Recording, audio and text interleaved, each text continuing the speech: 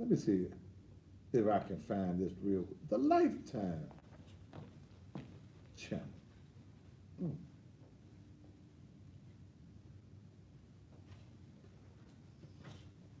The Lifetime channel is ran by a guy by the name of Robert Iger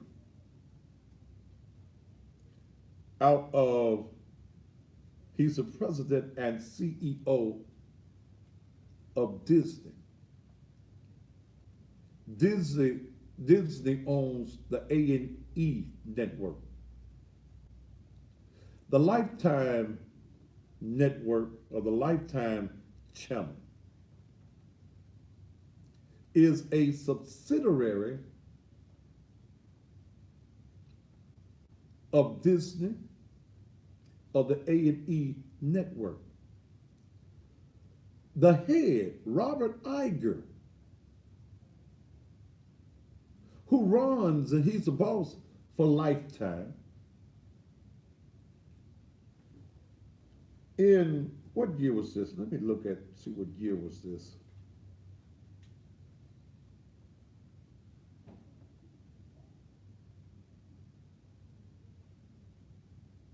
I believe this was 2002. Robert Iger, the head of Disney, who also is the head of Lifetime, was arrested himself for the molestation of two boys. So how is it that Lifetime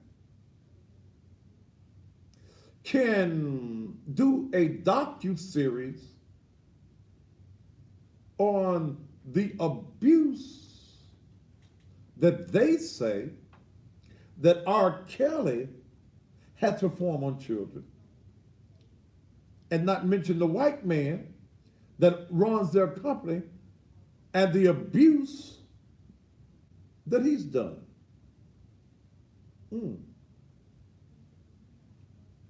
Strange, isn't it? Many of you want to jump on R. Kelly. And one of the things I saw was the holy rollers. You know, y'all that fall down on the floor, yabba die, oh, falling on the floor, they got to throw the big sheet on you. I noticed that someone talked about the forgiveness of God, and God loves everybody, and that anybody can change. And I saw you holy folk, you folk who call yourselves believers, you folk who call yourselves Christians. I saw you disparagingly say, well, God gonna forgive everybody but R. Kelly. Well, damn, ain't that kind of crazy for you church folk, you believers?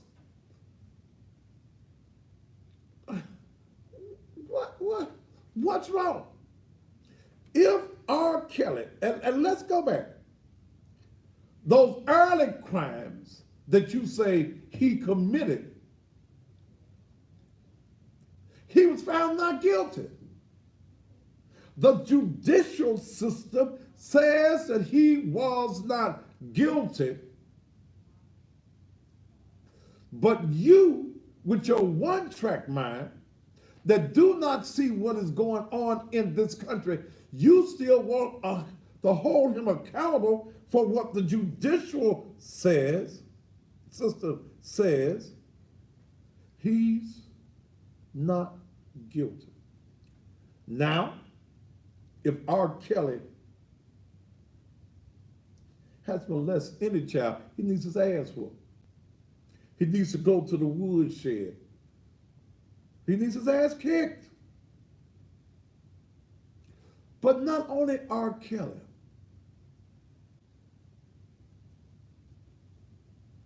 but every man that has ever touched a child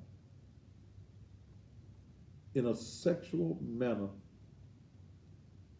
you deserve an ass whooping too. Yeah, yes, sweetheart, even your daddy, if he touched you inappropriately, even if it was your mama's man and he touched you inappropriately, if it's your mama's brother, if it was Uncle Pookie, Uncle Junebug, he is as guilty mm, as R. Kelly. In fact,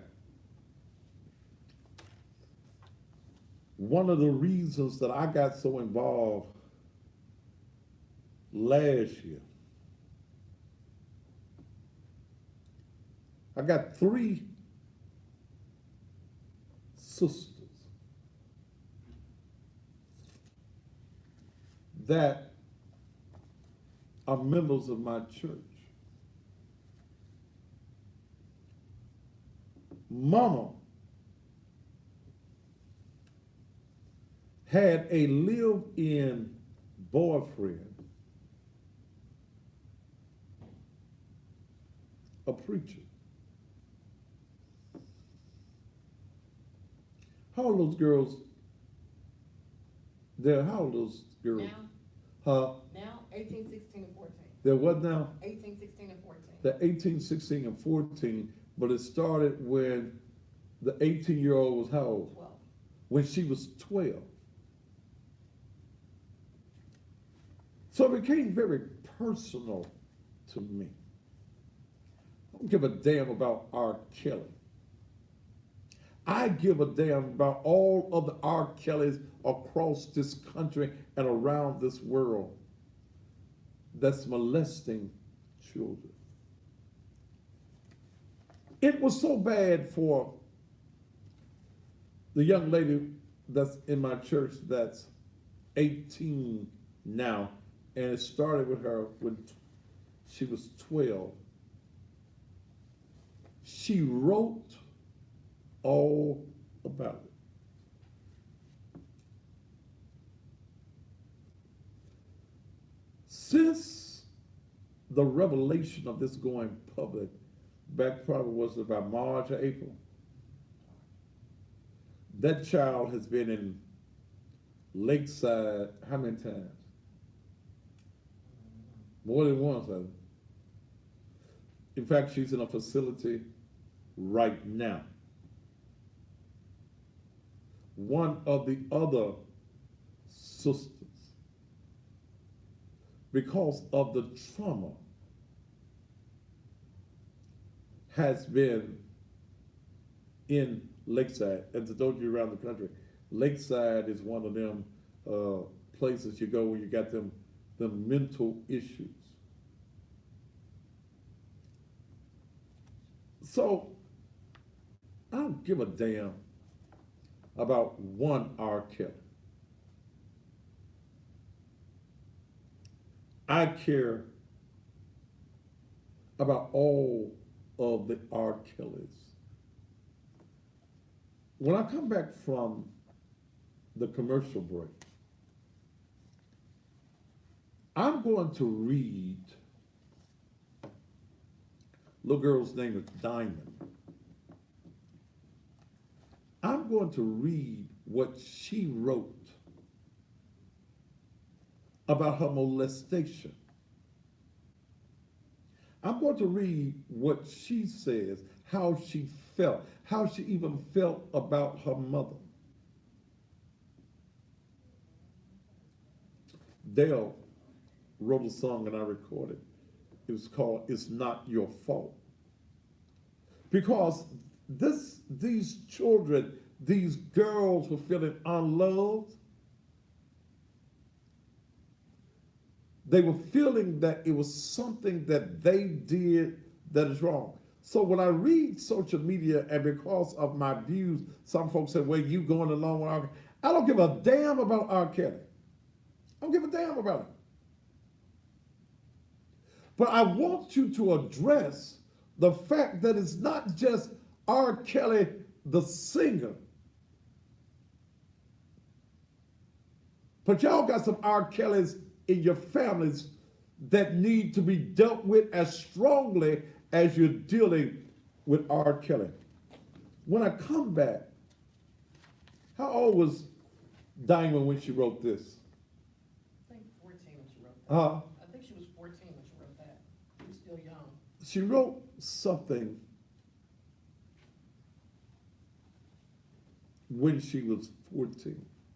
And the only reason I'm talking about R. Kelly is because I'm a television talk show host. And y'all talking about it all over the country. That's been the only conversation that you're having on social media is about R. Kelly. But what you doing in your communities to stop the other R. Kellys? I'm going to read something that is going to be hard for some of you to endure. She wrote a thing called Where I Was. I'm going to talk about it when we come back after these commercial messages.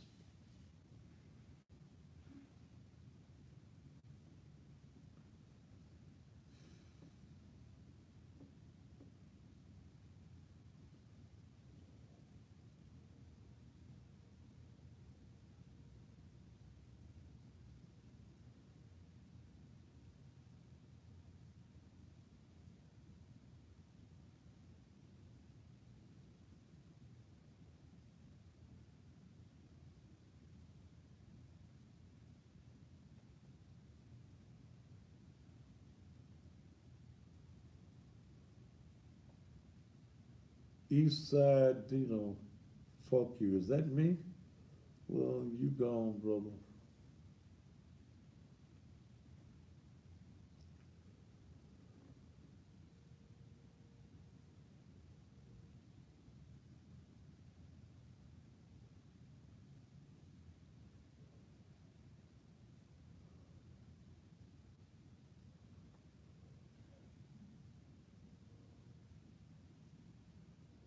Dallas Glass, if you want to go look at my past shows, you can go to my Facebook page. You'll see all of my past shows, or you can go to the YouTube channel.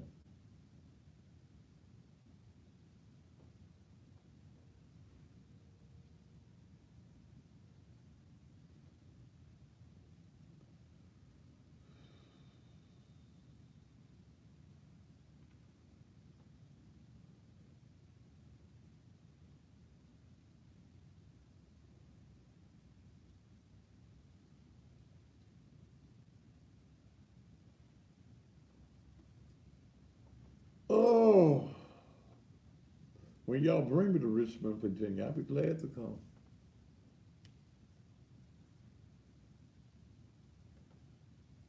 We are in commercial break.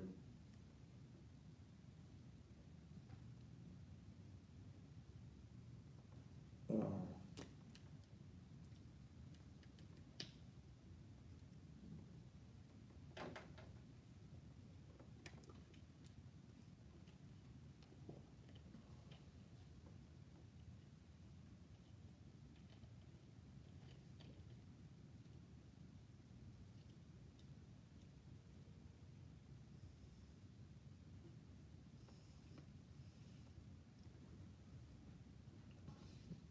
And see, the sad thing for those of you on social media here on Instagram is that week, 2 weeks, this won't even be a topic.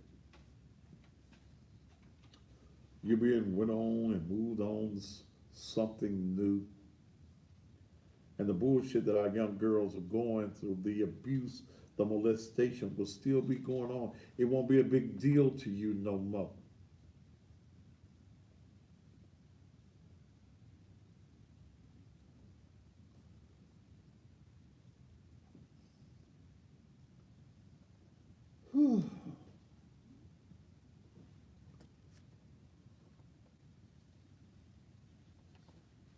I'm going to open up the phone lines also tonight on the show. And those of you around the country, you'll be able to chime in.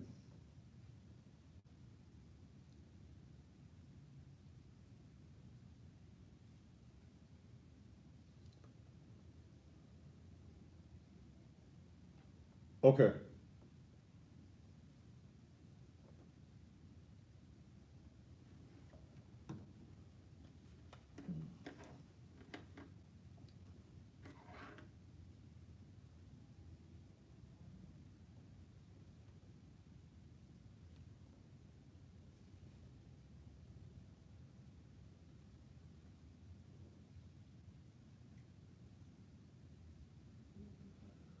All right.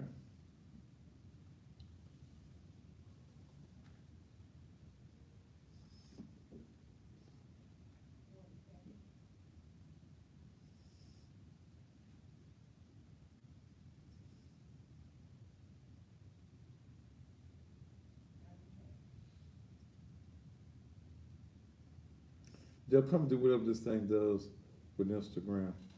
I don't know what you do.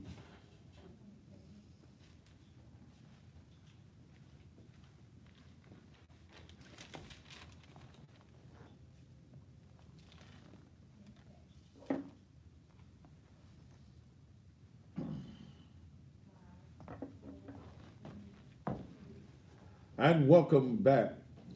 Let me say something to some of you, you sorry ass mamas.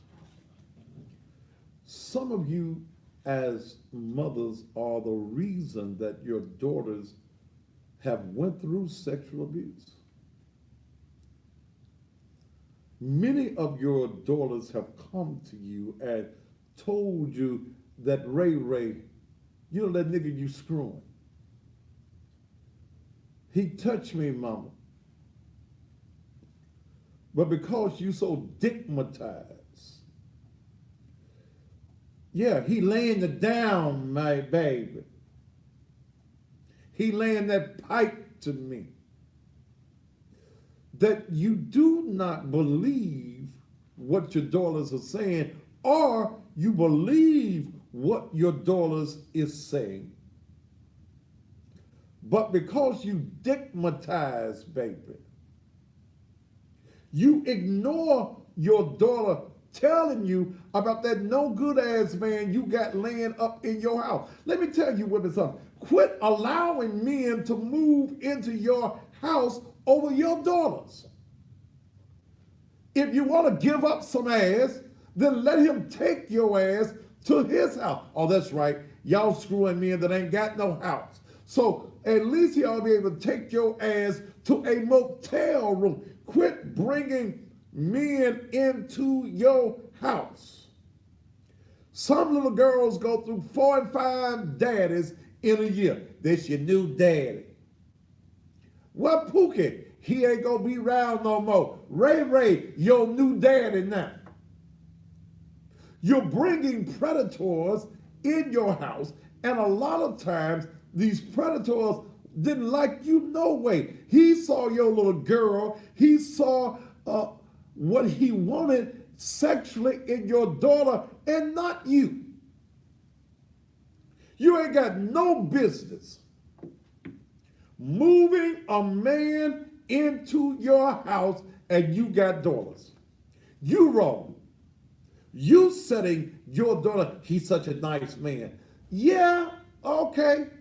He nice to you because he wants to get next to your girl. If a Negro man, a white man, a blue man, the Chinese man, if that mother ain't got no house, what the hell you with him for anyway?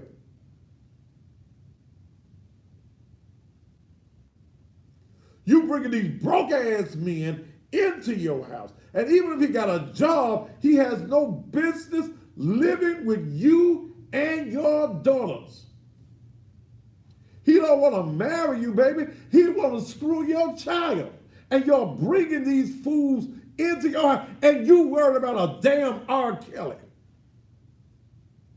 And you sleeping with men that wants to sleep with your daughter. Many of y'all got 2 jobs, and the man ain't got a damn job. He the damn babysitter. Where the hell they do that stuff at? He's standing there playing with your daughter. He rocking your daughter on his knee. He buying little gifts and trinkets for your daughter. Your daughter's running around the house has ass naked and you don't say nothing.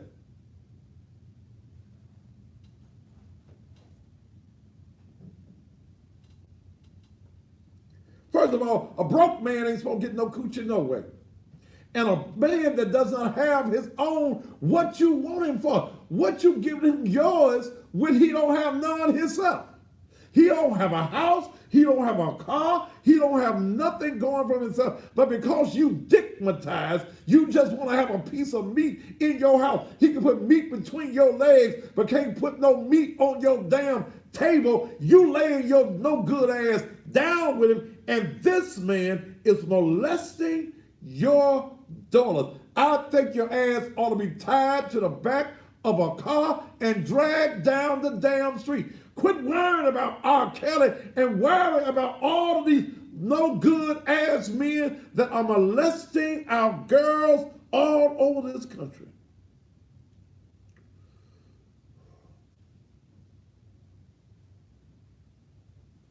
It's a shame. It's a shame. It's a crying shame.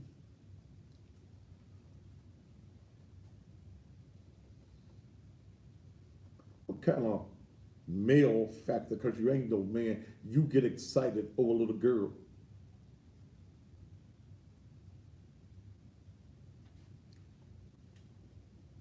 What I look like with somebody even in their 20s. I want me a veteran. Yeah. I want that coochie of yours to have at least been near the battlefield if it ain't been on the battlefield. Oh no, baby. What kind of man gets excited over a child?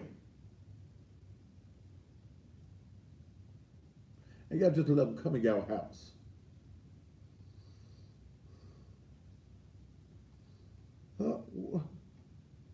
Y'all just move him in your house. Y'all meet him at the club Friday night. He buy you some hot wings and a champagne. And whisper some sweet nothings in here because it ain't nothing. You take his ass house to your house and screw him in your house around your daughters. You can let him hit your head up against the headboard and your daughter's in the next damn room. Something's wrong with you. You have no morals. You have no self-esteem. I know some of y'all getting mad at what I'm saying, but you can kiss my ass and call it sweet. I'm telling you the gospel tonight. This the good word. This is the gospel tonight. It ain't coming from Genesis. It's coming from the book of Thaddeus.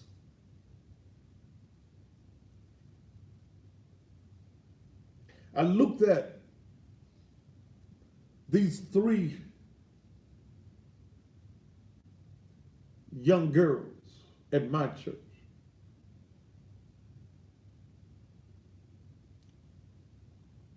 Mama got a man living with the girls.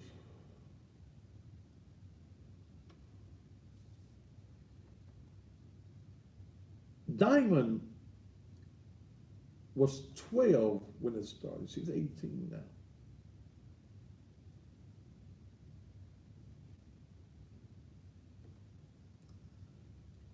She was going through abuse, and she says, and her mama says,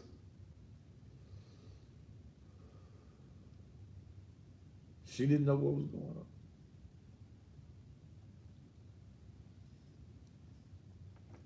And see, some of you women, y'all so damn thirsty that it'll take the damn Mississippi River to fill your ass up. You don't give a damn as long as it's got some pants on and got a dang-a-lang. You don't give a damn. You just want to be able to say, I got a man.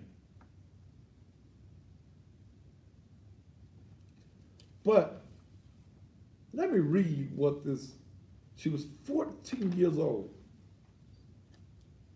when she wrote all of this.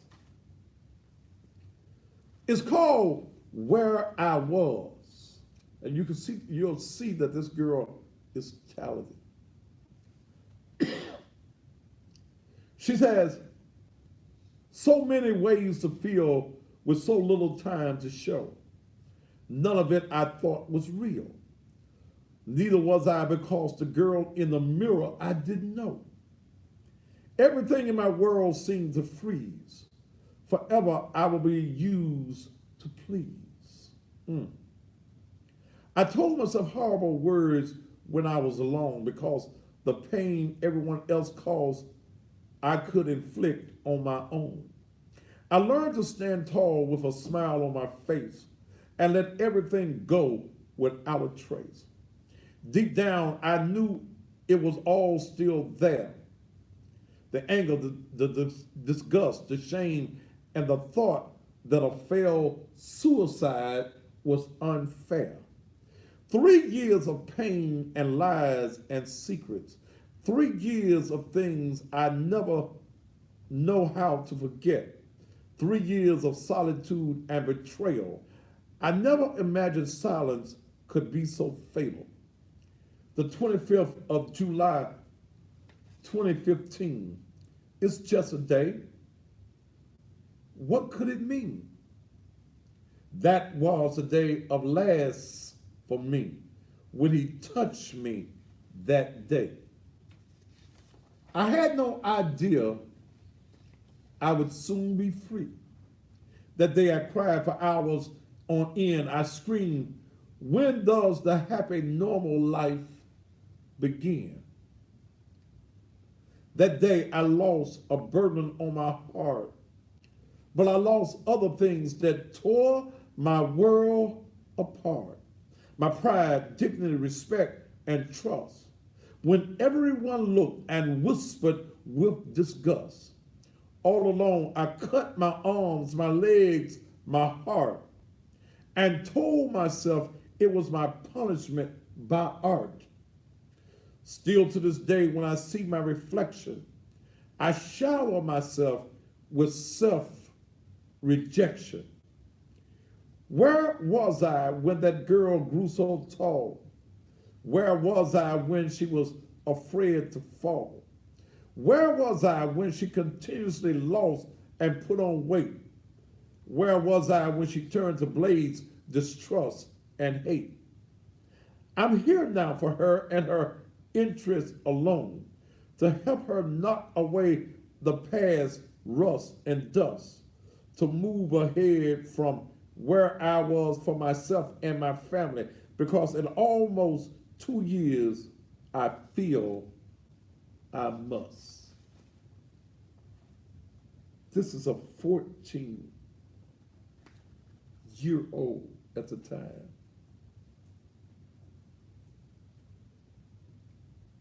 That wrote that. She says, and she went on to write, the very first time was easily pushed to the back of my mind. I don't even count it when someone asks me how long the abuse lasts. Why?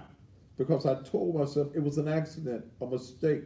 I told myself that it wouldn't happen again, that when his fingers lingered a little too long in places they shouldn't, it didn't mean anything. I was in the 5th grade, and he had been a part of our lives for going on 3 years.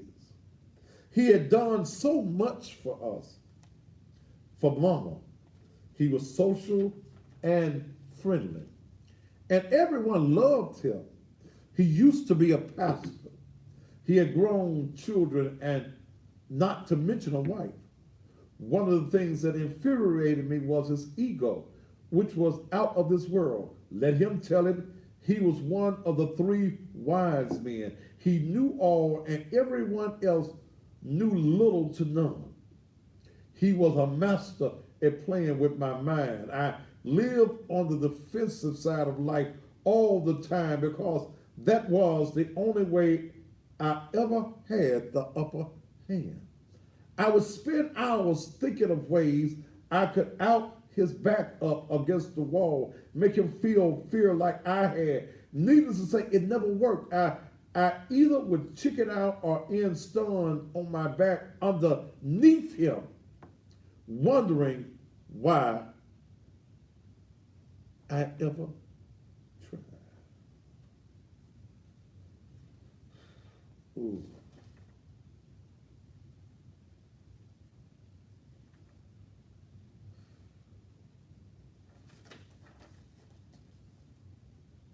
She says,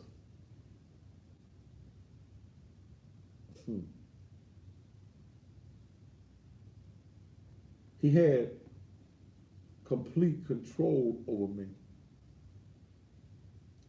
She's 14 when she writes this. I wore the outfits he liked. I only said what he wanted me to. I went to him and Mama's room at 7 o'clock every morning after he dropped Mama off at work. If he had told me I was a ghost, I would have tried to walk through a wall. So many attempts to get away with twice as many fails and breakdowns. I think I tried everything: suicide, self-harm, halfway running away, smoking, etc. Nothing ever worked. When he started having sex with me, I was so afraid and upset. He would leave marks on my breast and my shoulders. Every night I prayed he would stroke out while he was on top of me, grunting like a dog. I prayed that I would get pregnant so I would have someone that would return my unconditional love, so someone would have to ask me questions. By the time we made it to Mississippi, he had a few mini strokes. When I had started doing homework, he ended up getting scared out of his mind. He was sure I was pregnant. I had started losing weight and I would wake up with headaches. It probably was because I had started starving myself and wasn't eating right. But a piece of me was excited while he was afraid. That little blow up didn't make him more careful. He still didn't use protection. He made me fear him, my family, and the world. Every day I had to kiss him and say, I'm in love with you. I want you. And if I wore ponytails, he would pull them out and say, that ponytail makes you look like a little girl. You're supposed to be my woman. Act like it. Damn. Damn.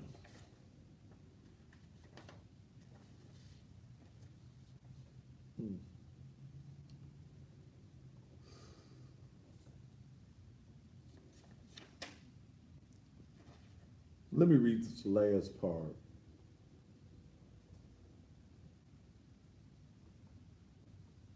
She was 14 years old.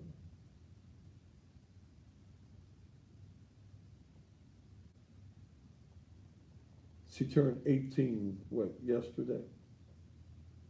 Have they released her? I didn't ask.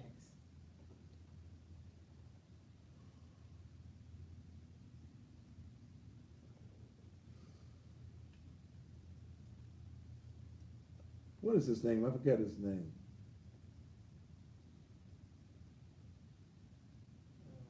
It'll come to me.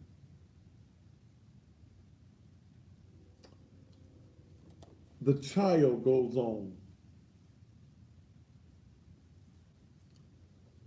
The child is 14 when she wrote this.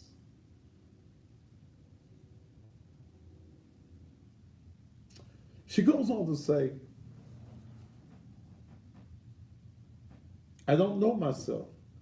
Today I'm her, but tomorrow I'm someone else. I mutilated myself because it was the only pain I could control. The only thing I could control because I deserved it. Because it seemed like to everyone that the most fun in the world was to make me cringe and cry because the red lines seemed to be the most beautiful part of me. I hated myself with a lethal passion. I hated looking in the mirrors for too long because I couldn't believe the reflection was me. Sometimes I feel like I'm in someone else's body. I don't feel like a 15-year-old girl. I feel like an ageless nobody. I blame myself for every position my family is in, and I regretted opening my mouth. I started to feel useless to mama, like a burden. My cousin Tanya asked me one night what I would do if he walked up to where we were sitting. I shrugged my shoulders in my head. I knew I would apologize to him over and over and cry my heart out. I've had days where I just sit and sob uncontrollably but quietly and held my chest and dig my nails deep into my skin and wonder why I was still alive.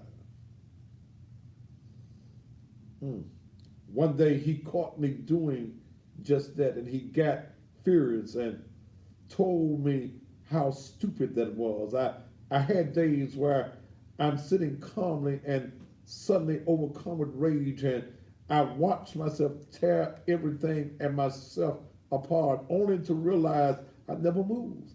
I convinced myself that no one could be trusted. Let me do this.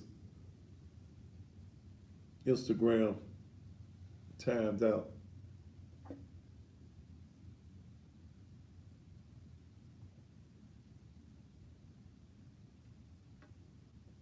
Dale, come fix this for me.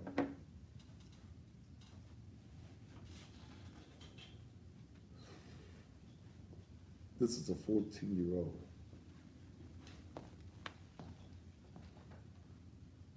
Members of my church. I want to bring Instagram back as I finish reading this, because it gets almost despicable in what she's writing. And you think I'm worried about R. Kelly? I'm worried about little girls, young girls, all over this land and country.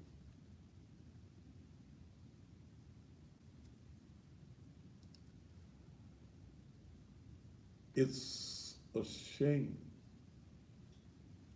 And we're trying to get Instagram back up. Tell you what, I'll come back and I'll finish this. Take me to a commercial break, and we'll be back here on the Thaddeus Matthews Show.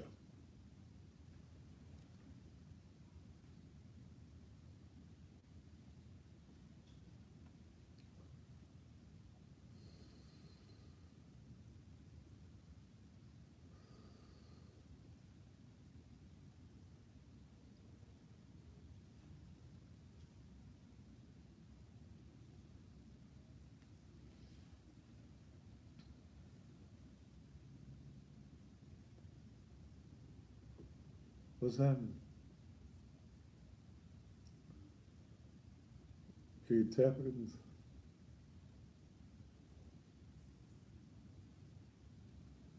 wasn't registering at first. Uh, I said it wasn't registering at first. Have to go back through the Wi-Fi and everything.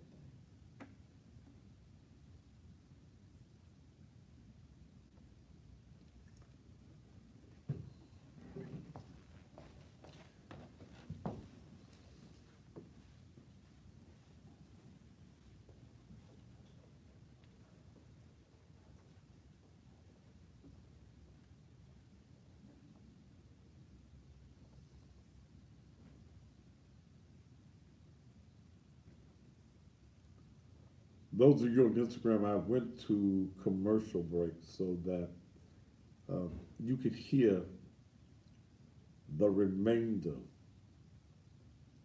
of what was being said.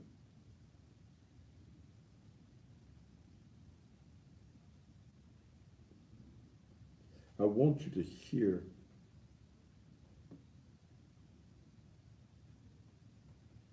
Hello, Pastor, can you help me? My rent pay? Bitch, I don't even like a broke bitch. Okay? Get your broke ass off my page. Can I help you with your rent? Bitch, hell no. Go sell your ass like you've been selling it.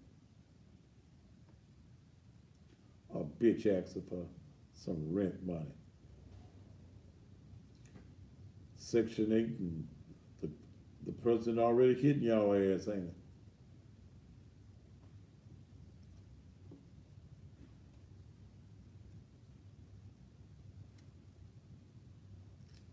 I went to commercial break so that we can come, so that you would not miss the rest of this letter that this child wrote.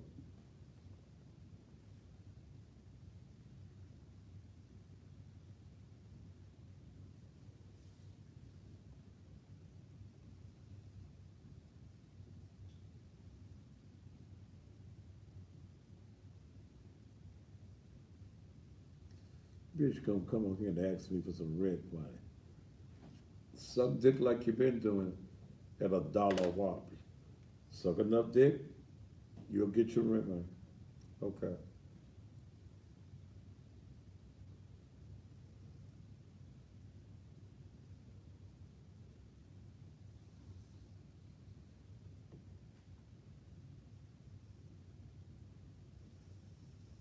I'm not talking about no goddamn true Hebrews. Fuck a true Hebrew tonight. I'm dealing with something that's important. Goddamn. Stay on my subject or leave my goddamn page. Okay?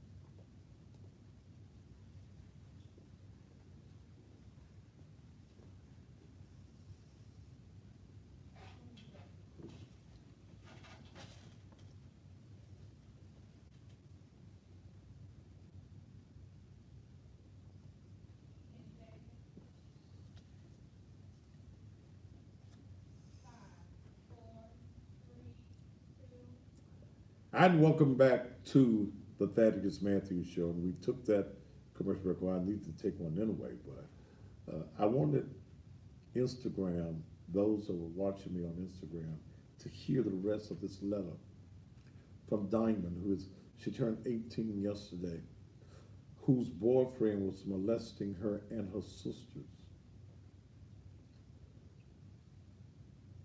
from the time Diamond was 12 years old.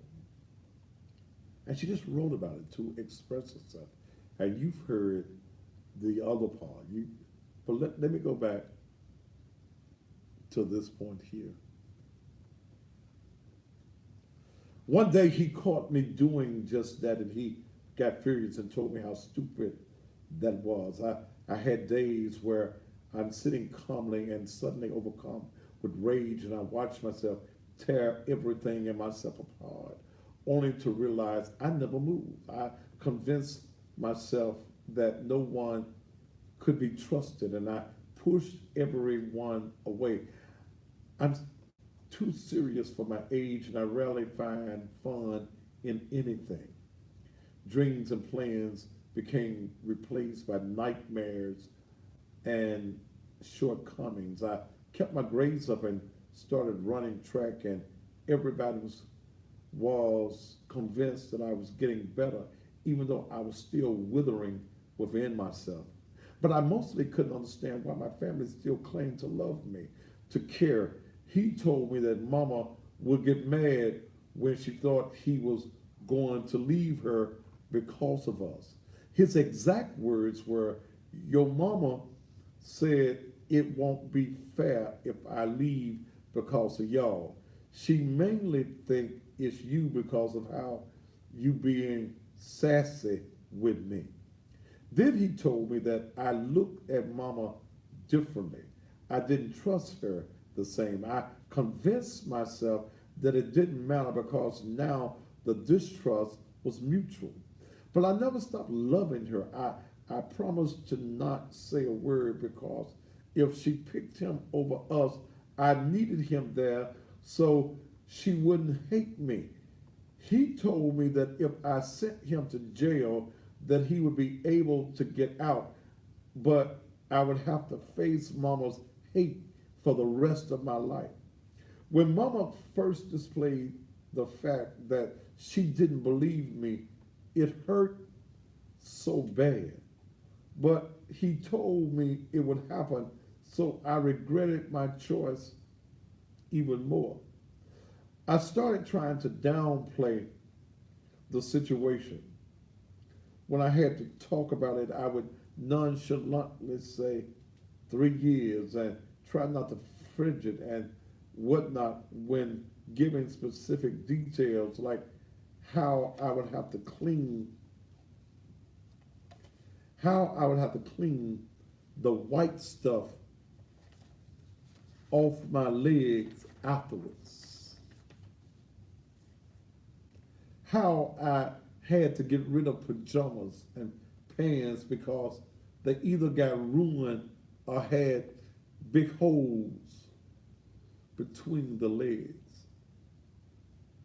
I did it so much that none of it seemed like a big deal. In my head, I turned 3 years into 3 minutes.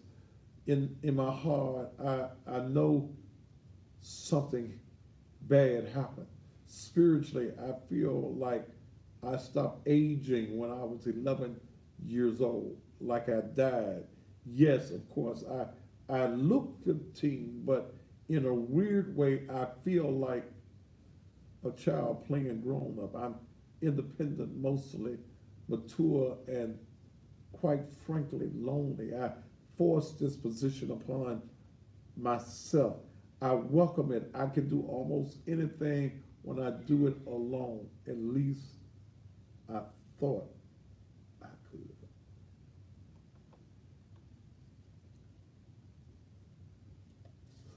There's more.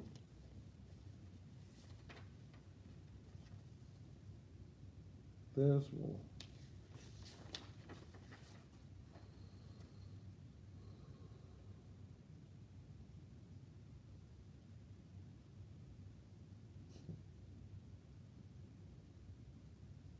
You hear her say how I would have to clean the white stuff off my legs afterwards. How he would have sex with her and ejaculate on him. How she had to get rid of pajama pants because they got ruined or had big holes between the legs.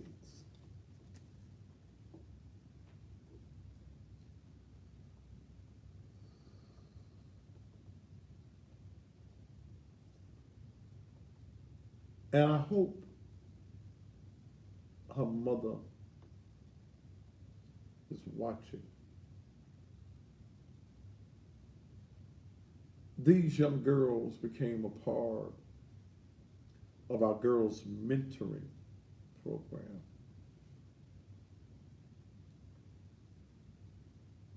And they were coming along real well. But the mother has stopped coming to church and stopped allowing the girls to come to church. And for the last several days, they've been reaching out to Dale.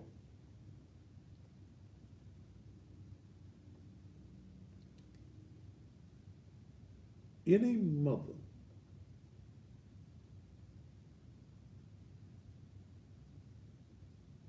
that does not believe your daughter when she comes and tells you these horrific things?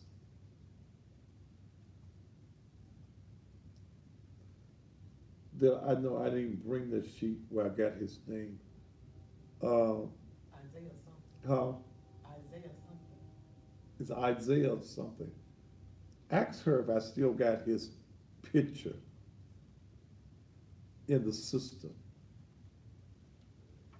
Do you see a picture in the system of a guy, and his name has Isaiah? It's going to be from probably about 6 months ago.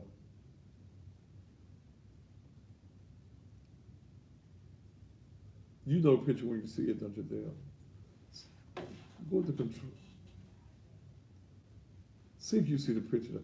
I think I put his name. I believe I'm almost believing. Look at. I sent Dale into the control room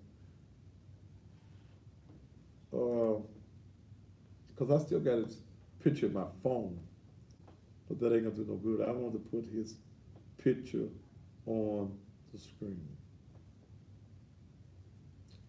Man, stop talking. Man, you gone.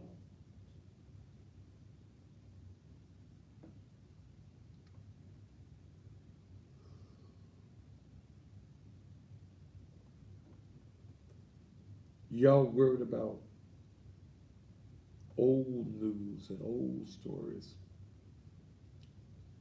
And young girls across this country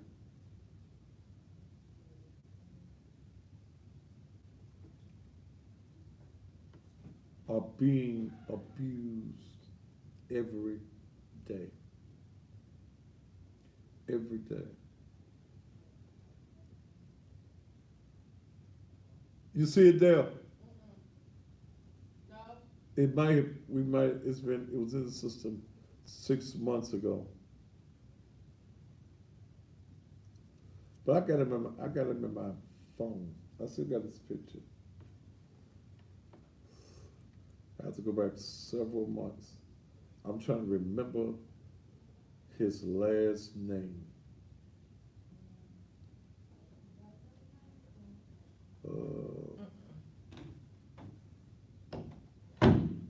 Yes.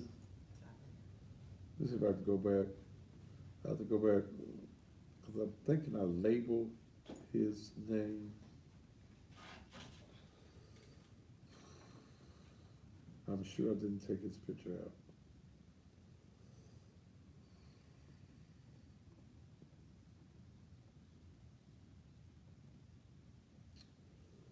Lives here, his family lives here in Memphis.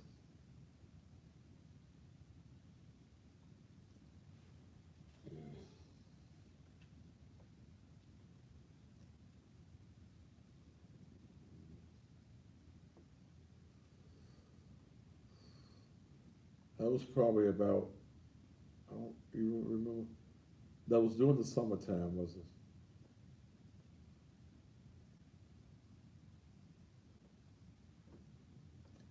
I'm looking for his. I got so much in my phone.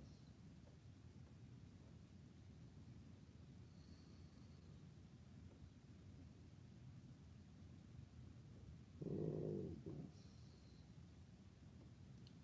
and I'll find it when I'm not looking for it.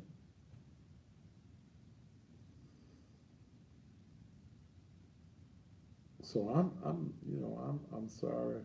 I don't see it right this minute. I'm sorry if I'm not as concerned about R. Kelly as many of you.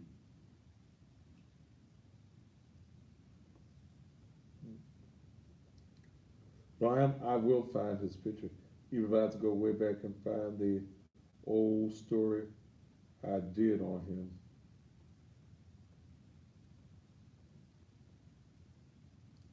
But it's Isaiah something. It was I can't remember it. Mm. So that's, I want to get I want to get your feelings on R. Kelly. Somebody's telling me to check my.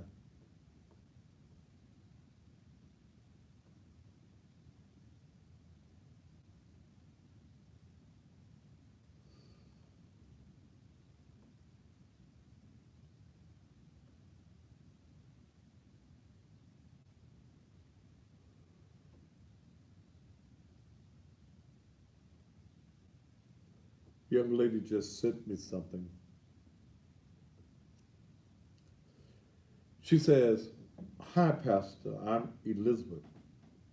Thank you for not judging the rape victims. My daughter, my beautiful daughter, was an honor roll student who had dreams of going to Harvard Law.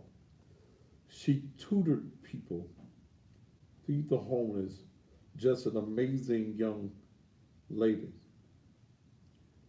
She committed suicide as a result of a brutal rape. I now advocate for sexual assault victims, suicide prevention, domestic violence. Please Google Marcy Gerald. That's my baby story. Have an amazing night." Thank you, Elizabeth. This is an issue that's going on. Our young girls, this thing went out again, Dale. Our young girls are being raped. They're being victimized. Our young girls are being abused. I have no sympathy, I have no pity for any man that abuses children. I have no feelings for any man that rapes a woman. But while you're taking all of this energy and you're placing it on one somebody, now is the time for people all over this country. Now that the attention has been turned on the abuse that is going on, what you gonna do about it?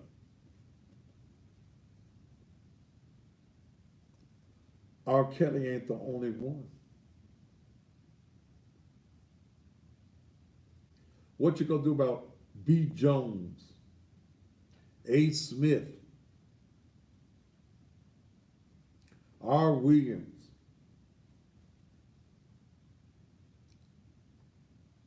What you gonna do? What are you going to do in your community?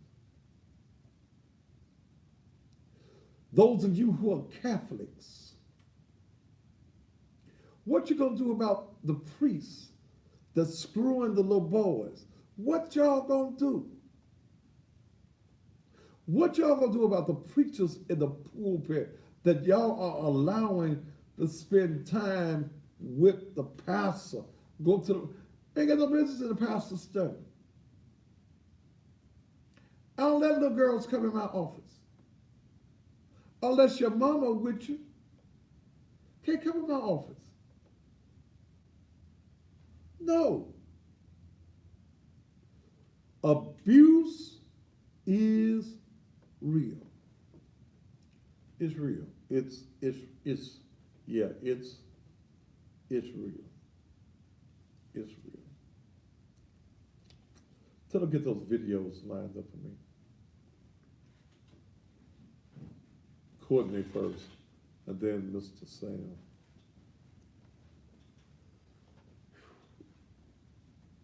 Somebody sent me the picture. Wait a minute.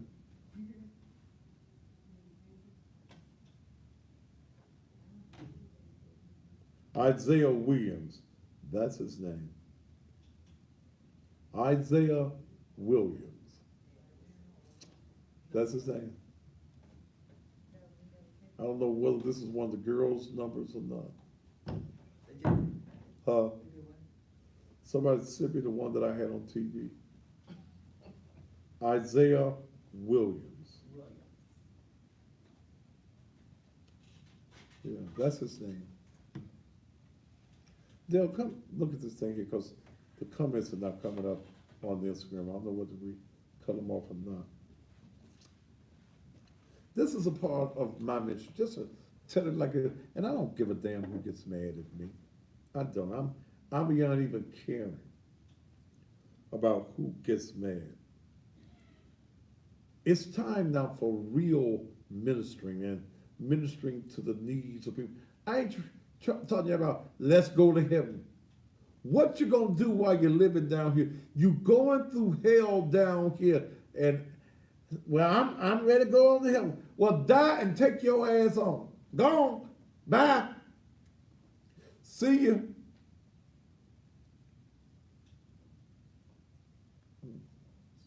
I'm trying to do what I'm doing down here. Hey, don't forget this Sunday, join me at the Naked Truth Liberation and Empowerment Ministries on Sunday morning.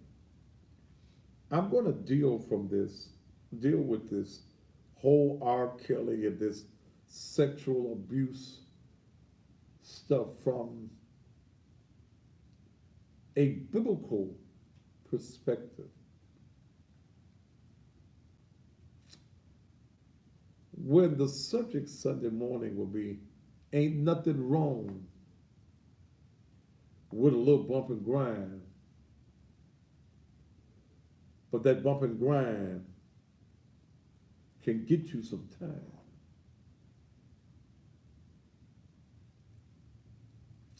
I don't understand, I swear for God, I don't understand men that's laying down with babies. I don't understand. I don't understand you women that's allowing it to take place. Hey, don't forget Sunday evening is Soulful Sundays in the gymnasium of the Naked Truth Liberation and Empowerment Ministry. Yes, we gonna have the blues there for you on Sunday evening from 3 until 6 o'clock. But y'all come on the morning service. Be my guest Sunday morning. If you are a victim of sexual molestation, even as a child, even as an adult, I'm going to talk to you about somebody that's in the Bible that was raped by her brother. We're going to talk about that. Then stay on over for Sunday evening. We're going to have ourselves a good time featuring Courtney Little. We're going to have a live DJ. Dance floor is going to be open. Live band. All you blues lovers, come and be with us on this Sunday evening from 3 until 6. The admission is $10. Now, we're going to have food for sale. We're going to have some chicken wings. And I went over to Discount Meat Market today over on Rains Road. And they got some great big old turkey legs. We're going to have you some smoked turkey legs. We're going to have some French fries. We're going to have some smoked sausages as well. You need to come and be with us Sunday. I ain't serving no liquor, but I have you some ice and some cups. Bring your own troubles this Sunday evening. You got Courtney Little up, okay? This is the young man that will be featured on this Sunday evening. His name is Courtney Little.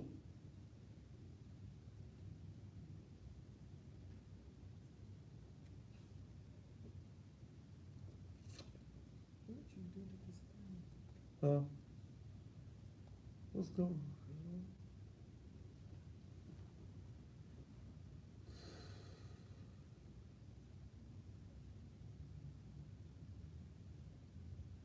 Is it your fingers? Try. Just push the camera. It went to that.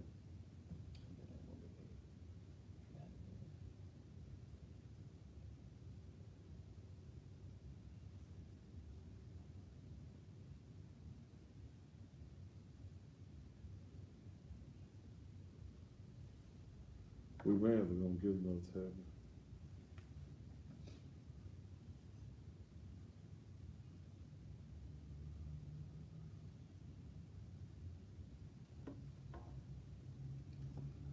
Turn up in my ear so I can hear it.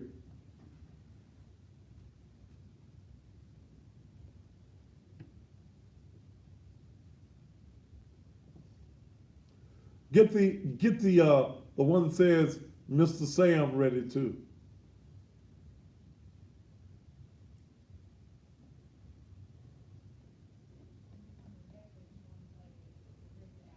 Bring me back and then I'm gonna bring it. We'll go back. We'll go to it.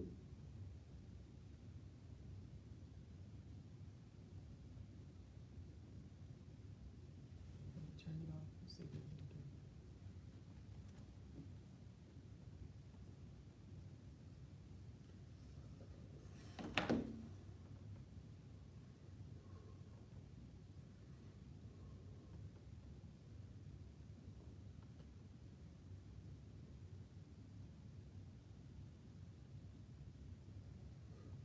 236-5578. You know that number?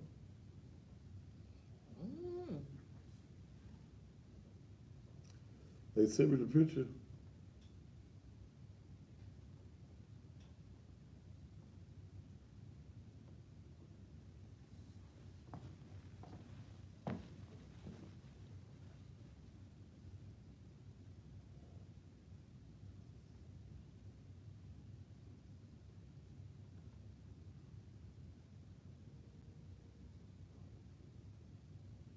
I ain't got that one signed.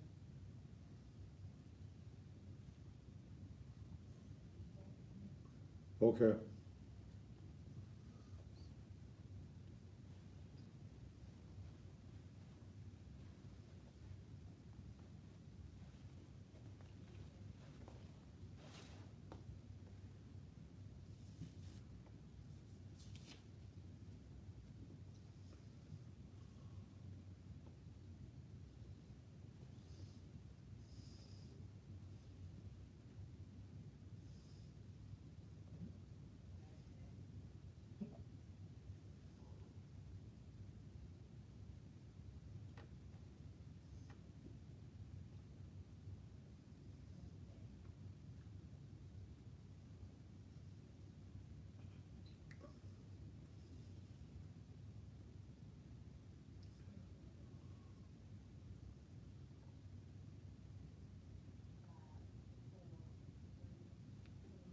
And that's my good friend. That's Courtney Little. Courtney Little will be here on Friday night. This Friday night, as we'll be talking about young men, older women. Since he's a cougar hunter, we're going to talk about cougar hunting on Friday night. He will be here live in the studios.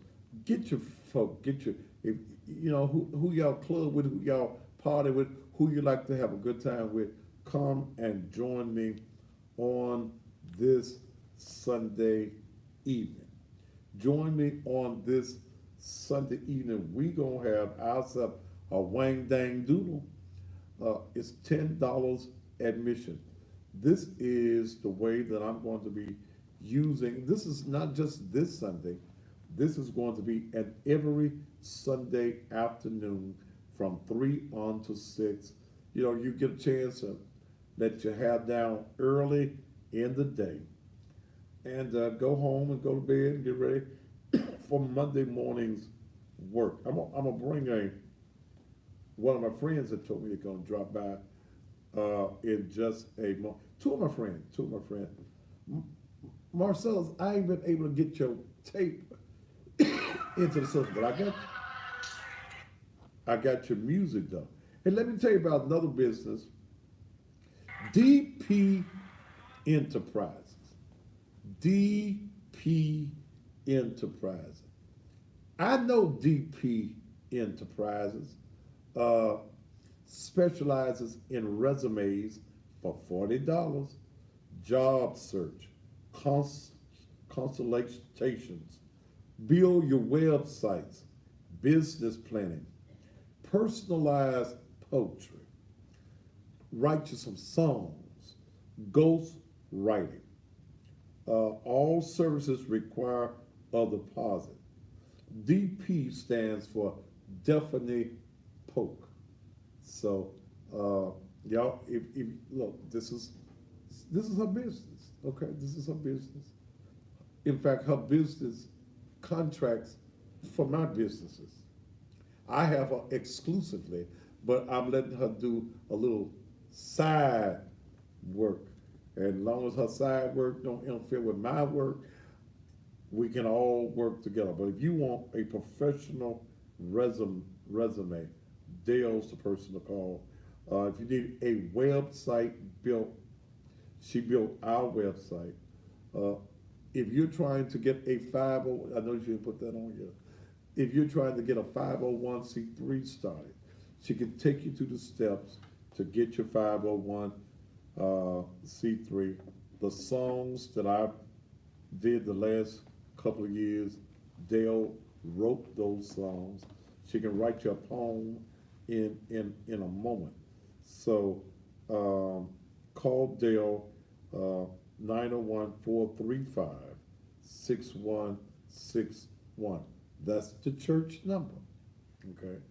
901-435-6161, and she will get you taken care of. We've talked about this tonight. So for those who were saying, he going along with okay, no. The hurt that I feel for these young girls is deep. But I know it's bigger than R. Kelly. I know that we must do something in our various communities to stop. And it's happening. Many of you as women right now that you're watching me, okay? And it's happening in your family. Many of you have allowed the hurt to be swept under the rug.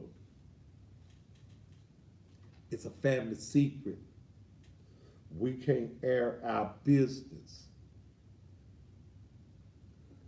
But you're hurting young girls. We don't want nobody to know that Uncle Raymond, he liked that.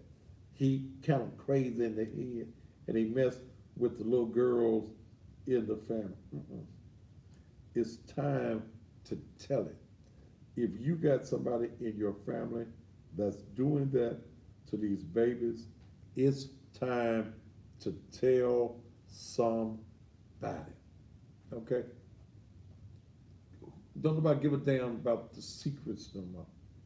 If it's your mama's brother, then tell it on your mama's daddy, a brother, uncle, whoever it is in your family. Y'all know y'all don't let certain folk even come around the house and come around your children.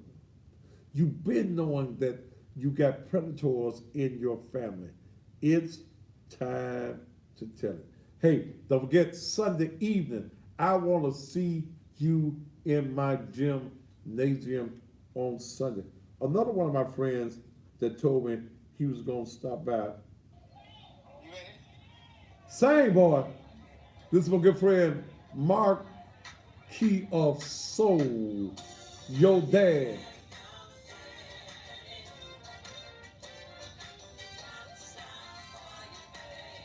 Come on, Mark Key.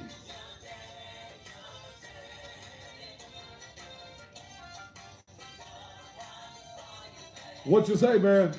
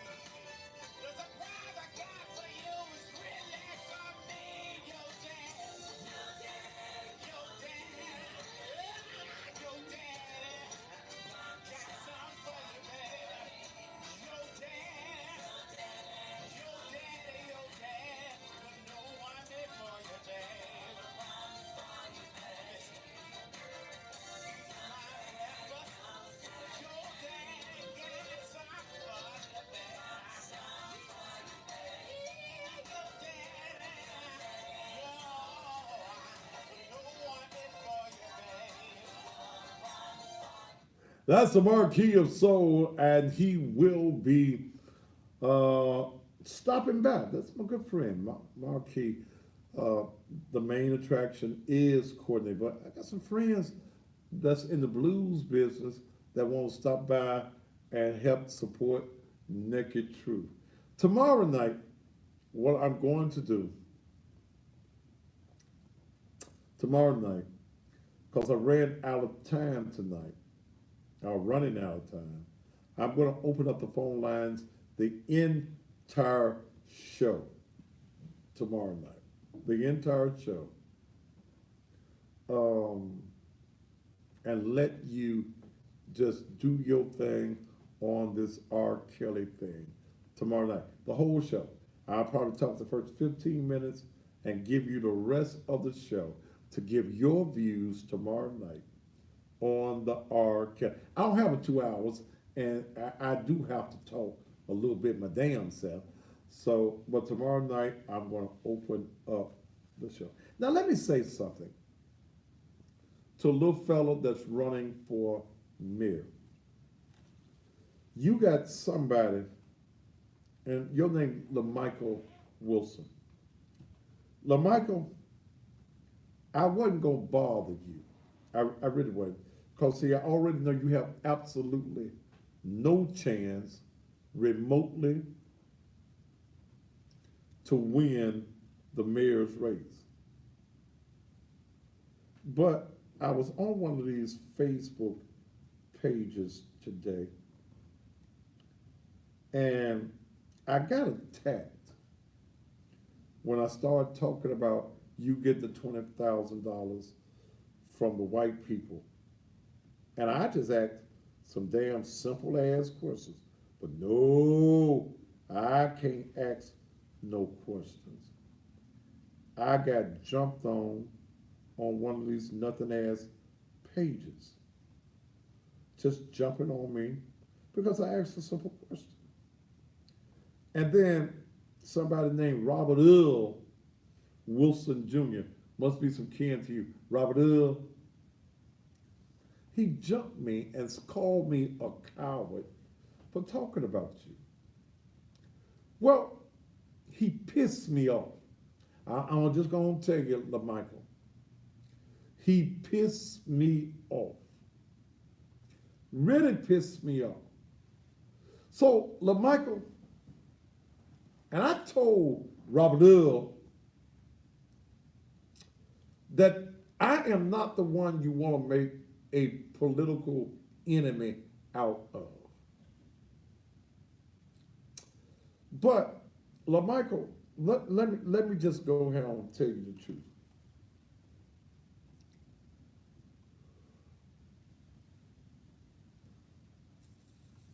I am going to remind this community,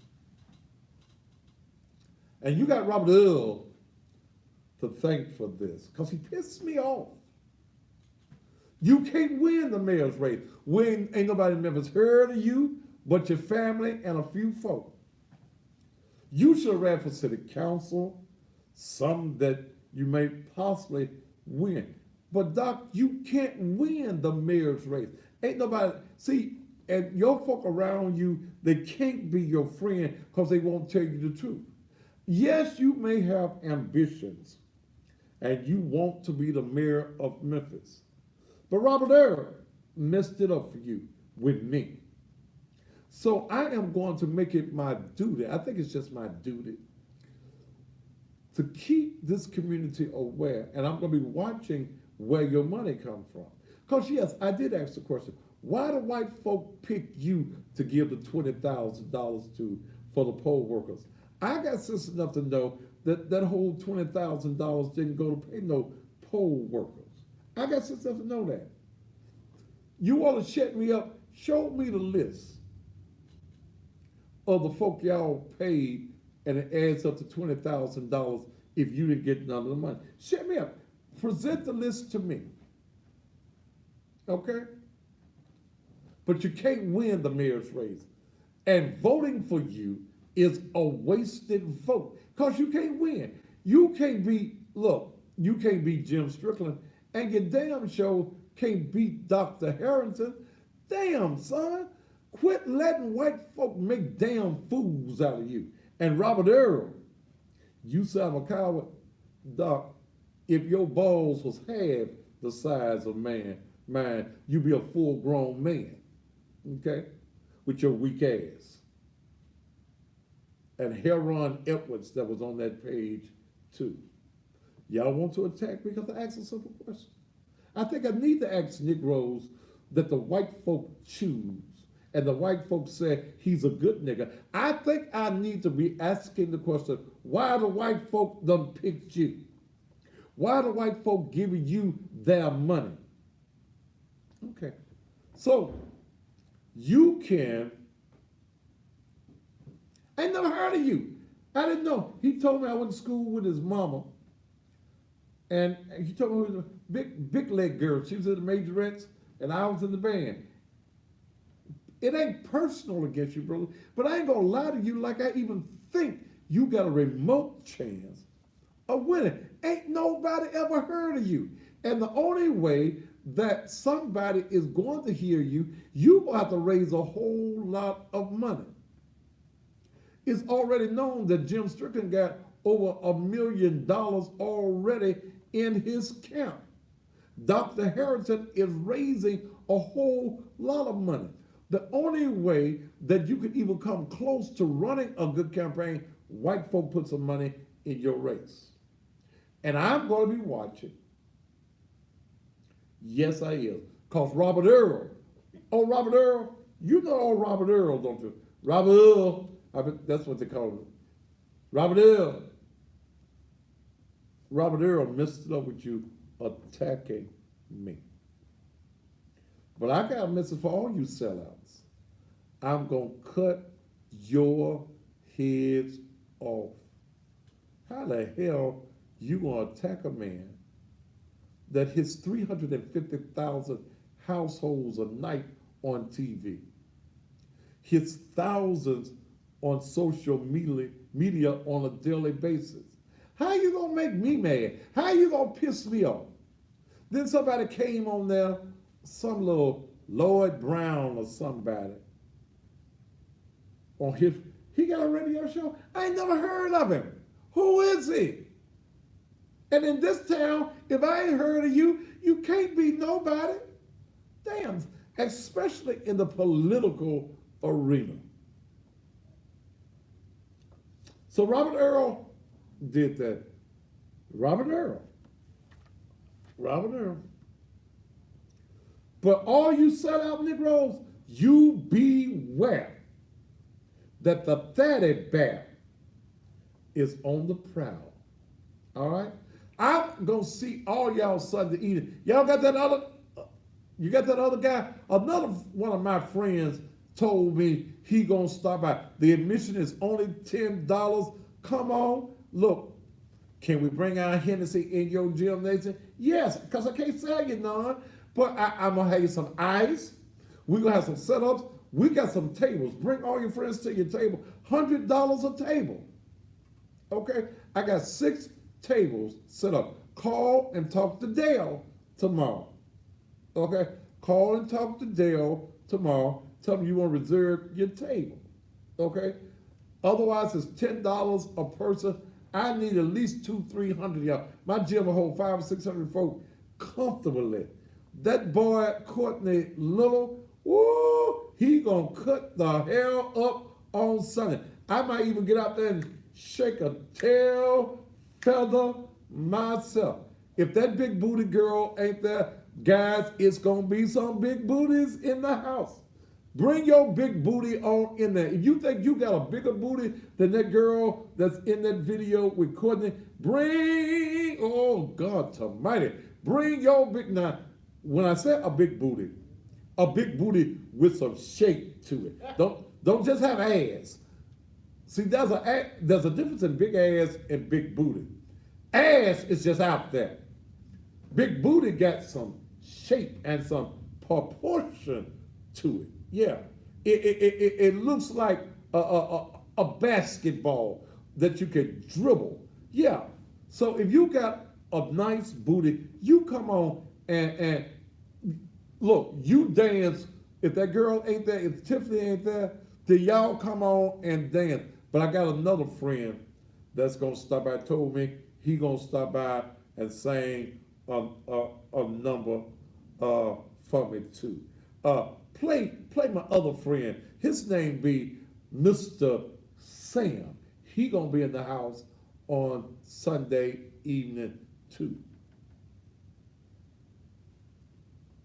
Come on. What we waiting on?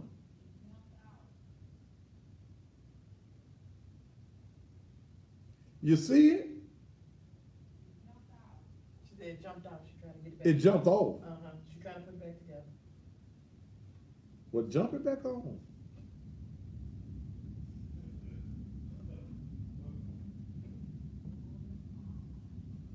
What you mean the boards are going blank? How the board go? The whole board going blank? You must have touched something in there. Yeah, but I want all the big booty girls in Memphis to show up. Now you got to be at least 25 years old. We look. We ain't having none of them young girls come up in there. Mm-mm. Come on. There will be security. There's plenty of parking space as well. While she getting that back up, okay. While she doing it, let me tell you. The president said y'all gonna get y'all in y'all tax refunds up. They gonna still be a little late because y'all ain't got all the folk processing. They say y'all gonna get them, but you ain't gonna get them in a speedy fashion. Look, you need your income tax checks done. Call 901. Not your income tax checks done. You need it prepared. Call 901-672-8292. 901-672-8290. They working right now. But they looking for the people if you got a real job, okay? A real job. I don't think they accepting right now you folk who got your homemade job. Somebody on here said little booties matter too. If you like a little booty, I just like a whole lot of booty. Now, that's just my preference. Praise the Lord. I like one of them, one of them booties that make you turn around. Damn, girl, what kind of booty is that? Them kind of booties. Okay, I got 5 minutes. Well, play my friend that's gonna be there. That's gonna stop by. Mr. Sam is gonna be there on Sunday evening as well.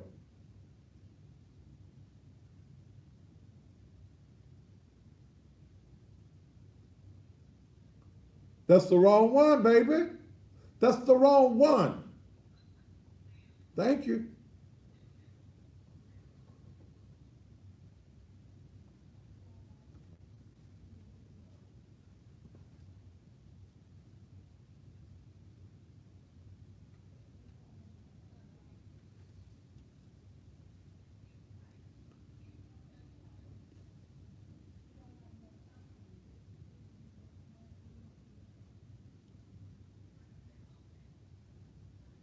Who is this?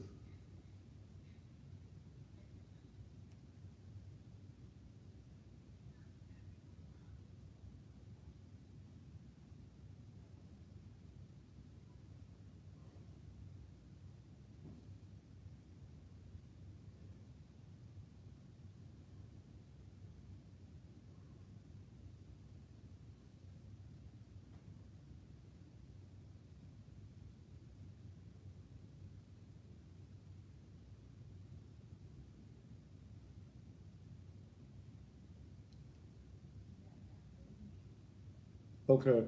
Would it get down to my last 1 minute? Bring it back to me.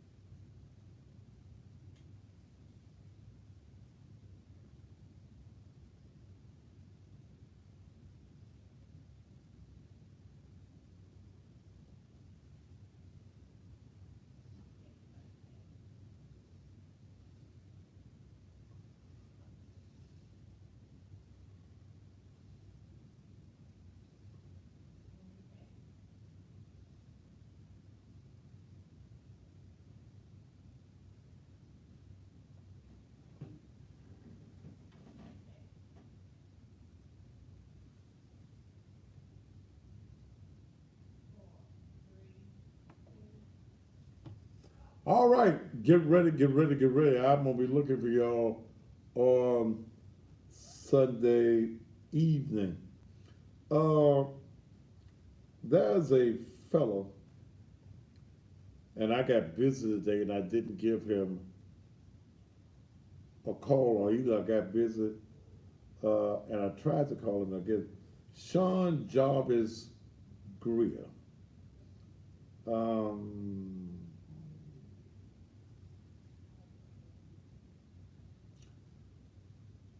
about a situation that he's going through. And I got busy. That's what it is. Even though he says that he's been one of my biggest critics, he needs my help. And I read your story, Jarvis, and I think that there is some unfairness to some of what you say in there. Huh? I got 1 minute. Okay. Um,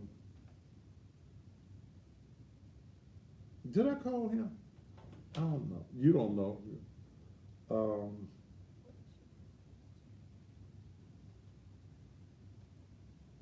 okay. So tell Sean Jarvis Greer I'll give him a call either later tonight or in the morning. I got busy. I got busy with business, and I'll see what the issue is. All right. Hope that you've enjoyed the show on tonight. We've dealt tonight with R. Kelly, and tomorrow night I'm gonna shut up. Well, I'm gonna try, and let y'all talk about R. Kelly. Get it all out your damn system so we can go on and deal with people that are really hurting all across America. The R. Kellys of our society in every town in America. Thank you so much. Remind me tomorrow night, I forgot to tell them about the Fat Girls Conference that's going to be taking place on the 26th. And don't forget, if you need a gun permit, call Sean Goldsmith. He teaches you how to use a gun and how to get your license. Area code 901-634-8384. 901-634-8384. I got to go. Wish I could stay and give you some more. But the little clock on the wall says, Fatty Bear. That's all. Until tomorrow night, I'm the baddest man on TV and social media. We'll get together and do it all over again on tomorrow. Thank you so much. Top of the evening to you.